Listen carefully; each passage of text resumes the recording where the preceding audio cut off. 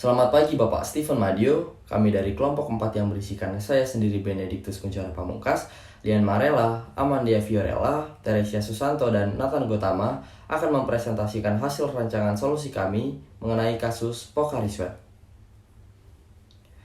Jika kami merupakan tim Markom pada perusahaan Pocari Sweat, dalam menangani masalah ini, hal pertama yang kami lakukan adalah mengenali terlebih dahulu masalah apa yang terjadi di dalam perusahaan kami ini atau melakukan empati.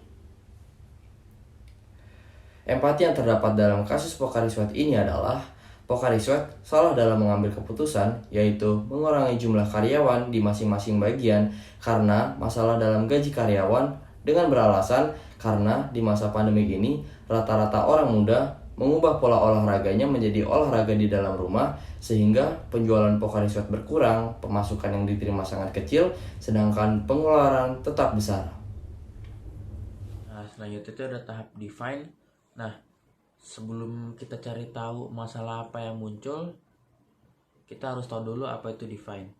Nah, define itu adalah tahap dalam design thinking yang dimana kita harus mengidentifikasi masalah utama dari informasi yang kita dapat pada tahap empathize sebelumnya. Nah, sekarang kita bakal bahas tahap define dalam kasus ini.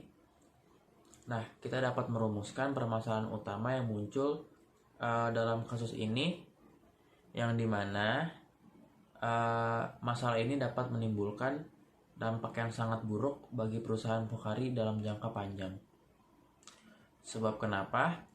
Sebab karyawan dengan kemampuan yang baik dan yang sangat berpengaruh di perusahaan Pocari ini disayangkan harus dipecat, yang dimana di satu sisi hal ini adalah jalan keluar untuk mengamankan finansial perusahaan ke depannya. Nah, perusahaan perlu memilih mana jalan yang terbaik yang dapat diambil. Mungkin ada caranya, yaitu dengan tetap memecat sebagian karyawan, dan karyawan yang bertahan bisa dilatih dengan lebih baik untuk menyamaratakan dengan karyawan sebelum.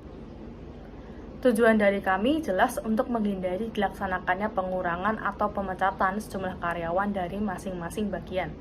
Berikut sejumlah alternatif yang dapat kami sarankan dalam menghadapi penurunan sales di masa pandemi ini. Pertama, menurut kami perusahaan perlu untuk melakukan pivoting atau beralih strategi bisnis, yang dimana kita perlu untuk mengganti model bisnis seperti fokus ke kelompok target pasar tertentu atau mengganti cara penjualan dari on-site menjadi online. Lalu bagi kami diperlukan juga tindakan brutally honest, yang dimana perusahaan kita tengah mengalami pandemi virus corona ini dan sedang mengalami goncangan. Dan kita harus bisa menjelaskan situasi dan arah perusahaan ke depan secara jujur dan transparan. Karyawan diharapkan bisa memahami dan memaklumi kondisi di luar kendali perusahaan. Dan alternatif yang terakhir sekaligus kami sarankan, yakni dilakukannya alokasi ulang karyawan daripada alih-alih melakukan PHK. Karyawan bisa dialihkan ke divisi yang memiliki workload lebih luas atau ke divisi baru yang dibentuk setelah ada perubahan strategi. Di sini karyawan masih dapat berkontribusi untuk membantu perusahaan melewati masa krisis. Dalam tahap prototipe, kami bekerja untuk memutar pikiran supaya tidak terjadi adanya pemecatan karyawan. Perusahaan perlu mengambil langkah pengganti supaya pengangguran tidak menjadi meningkat dan pengeluaran perusahaan tidak meningkat drastis. Cara yang mungkin efektif untuk dilakukan perusahaan dalam mencegah terjadinya krisis ini dengan membuat alokasi dana dari gaji karyawan ke uang pensiun dan jaminan kerja.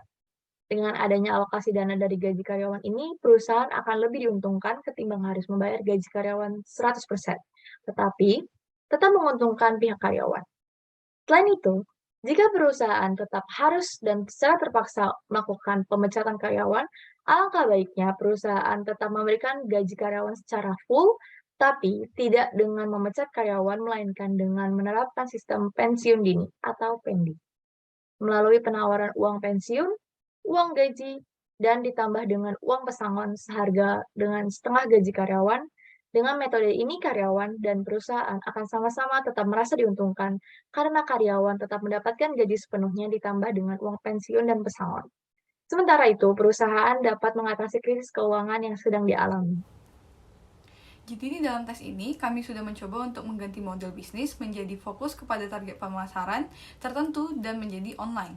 Kami juga secara transparan dan jujur dalam menjelaskan situasi perusahaan kami sehingga karyawan kami dapat mengerti kondisi dari perusahaan. Dan kami tidak melakukan PHK, melainkan memindahkan karyawan kepada divisi lain yang membutuhkan. Demikian yang dapat kami sampaikan dalam video presentasi kami mengenai perusahaan Pocari ini. Maaf bila ada kesalahan kata. Terima kasih.